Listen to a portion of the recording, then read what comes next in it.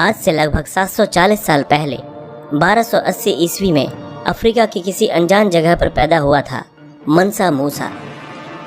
अपनी उम्र के 33वें साल में अबू बकर द्वितीय के बाद ये माली साम्राज्य का शासक बना। मूसा का साम्राज्य वर्तमान घाना, टिम्बक्टू और माली के विशाल भूभाग पर फैला था। माना जाता है कि मनसा मूसा दुनिया का सबसे अमीर आदमी था। उसके पास अकूट संपदा थी। वो नमक और सोने के कारोबार का बादशाह था। कहा जाता है कि जब उसने हज की यात्रा की तब उसके काफिले में 80 ऊंट शामिल थे, जिसमें से हर एक पर लगभग 136 किलो सोना लदा हुआ था। जिस इलाके से उसका काफिला गुजरता, वहां दिखने वाले भिखारियों में मूसा सोने के सिक्के बांट देता। अपने से पहले शासक अबू बकर द्वितीय की मौत के बाद 1312 में मनसा मूसा माली साम्राज्य का शासक बना। ये वो समय था जब यूरोपीय देश संसाधनों की कमी के कारण गृह युद्ध की चपेट में था। तब माली का स्वर्णिम युग चल रहा था।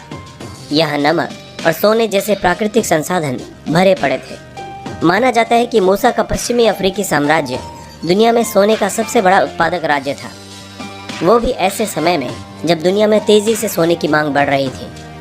अनुमान के मुताबिक एक साल में मालियन साम्राज्य में लगभग 1000 किलो सोने का उत्पादन किया जाता था। मनसा मूसा का पूरा नाम मूसा कीटा प्रथम था।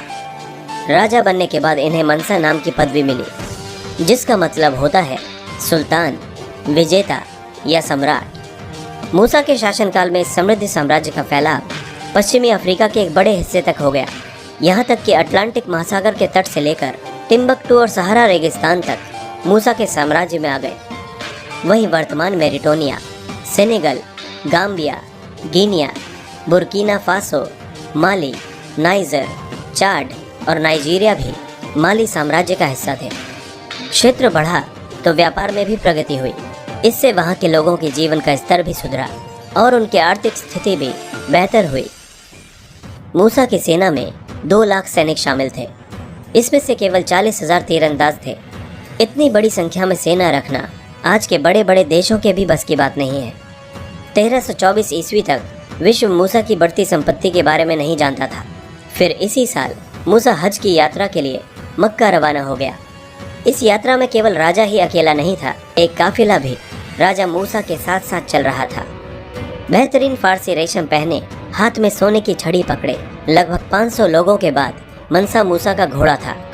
इस काफिले में हजारों सैनिक, कर्मचारी और गुलाम शामिल थे। एक अंदाजे के मुताबिक मूसा के इस काफिले में लगभग 60,000 लोग शामिल थे। वहीं इस कारवां में ऊंट और घोड़े भी शामिल थे, जिनकी पीठ पर सैकड़ों पाउंड सोना लदा हुआ था। काफिले की लंबाई चौंकाने वाली है। हालांकि यात्रा में भाग लेने वाले लोगों की सटीक संख्या के बारे में उचित दस्तावेज नहीं मिलते, लेकिन ऐतिहासिक रिकॉर्डों से यह अनुमान लगाया गया है। गरीबों में बांट दिया सोना। जहां जहां से मूसा का यह विशाल काफिला गुजरा, लोगों की आंख फटी की फटी रह गई। आखिरकार इतनी बड़ी संख्या में मूसा की अमीरी को नजरअंदाज करना संभव नहीं था। मूसा का यह काफिला मिस्र से भी होकर गुजरा था। माना जाता है कि मूसा ने काहिरा के गरीबों को देखकर सड़क पर सोने के सिक्के बिखेर दिए थे।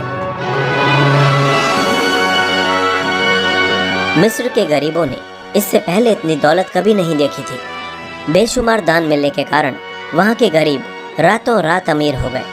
ऐसे में मिस्र में अचानक से तेजी का दौर शुरू हो गया और महंगाई आसमान पर पहुंच गई। उसके बाद 1 दशक से भी अधिक समय तक मिस्र के लोगों पर मालियन सम्राट का प्रभाव रहा। अपनी हज यात्रा से लौटने के बाद मूसा ने माली में कई मस्जिदों का निर्माण करवाया। वहीं एक महत्वपूर्ण शहर होने के कारण टिम्बक्टू में भी मूसा ने स्कूल, विश्वविद्यालय, पुस्तकालय और मस्जिदें बनवाईं। मक्का की यात्रा के बाद अफ्रीका से बाहर भी मूसा का नाम फैला। इस समय तक दुनिया के बाकी देशों को भी मूसा की रईसी का पता चल चुका था। वहीं मूसा की रईसी के किस्से यूरोप तक फैलने लग गए। यूरोपियन लोगों को तब तक मूसा की अमीरी पर भरोसा नहीं हुआ जब तक उन्होंने अपनी आंखों से उसे देख नहीं लिया। अरबपति मूसा को देखकर यूरोपियन भी चौंक गए। अपनी मौत तक मूसा के हज यात्रा वाले विशाल काफिले के किस्से लोगों की जबान पर चढ़े रहे। माना जाता है कि 1337 ईस्वी के आसपास मूसा की मौत हुई।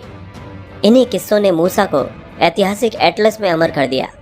सन 1375 में कैटलन भाषा में यूरोपियन नेविगेटरों द्वारा बनाए गए कैटलन एटलस में मनसा मूसा का जिक्र किया गया है। स्पेनिश कार्टोग्राफर अब्राहम क्रेस्कस द्वारा बनाए गए इस एटलस में सोने का सिक्का और राजदंड पकड़े ताज पहने सोने के सिंहासन पर बैठे मूसा को चित्रित किया गया है। कैटलन एटलस वो महत्वपूर्ण मानचित्र है जिसमें उस समय की जगहों को दर्शाया गया है जहाँ जहाँ यूरोपियन लोग गए थे। ऐतिहासिक दस्तावेजों से पता चलता है कि मनसा मूसा के पास बेशुमार दौलत थी। अगर उनकी दौलत को आज के हिसाब से जोड़ा जाए तो ये करीब 4 लाख मिलियन अमेरिकी डॉलर के बराबर बैठती है। वहीं भारतीय रुपयों में अगर देखा जाए तो ये रकम लगभग 29 लाख करोड़ रुपए बनती है। ऐसे में अंदाज़ा लगाया जा सकता है कि मनसा मूसा के पास उस दौर में कितनी संपत्ति रही होगी।